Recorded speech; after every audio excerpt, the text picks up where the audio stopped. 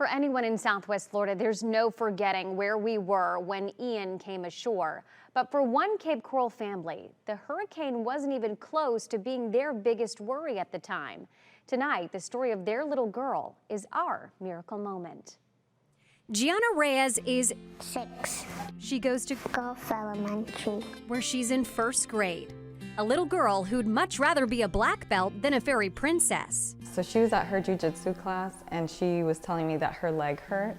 So at first I really didn't think much of it, but then the next day I took her to the park and she started playing with her brother and she said it hurt again and she started limping. Doctors here at home did an x-ray and knew they were dealing with something very serious. The Reyes immediately headed to Nicholas Children's Hospital in Miami. My mother had to bring us a suitcase full of clothes and things because she was set to start chemo the next day. Doctors diagnosed Gianna with osteosarcoma, bone cancer. And by the time they got to the hospital, the cancer had metastasized to her lung. She did 18 rounds of chemo for 9 months. Doctors also removed Gianna's femur and knee and replaced it with a metal prosthetic.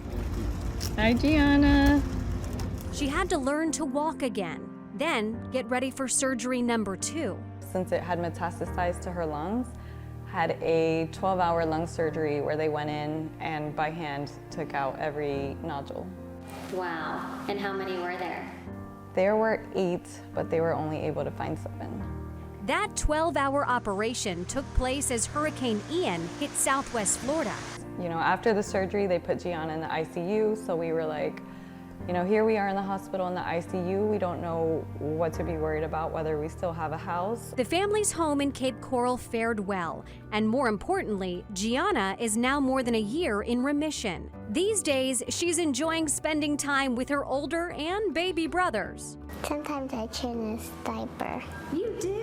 What a big help you are. Gianna even joined other child cancer survivors to lobby our lawmakers in Washington to expand clinical trials for pediatric cancer treatments, using her voice to help other kids now and in the future.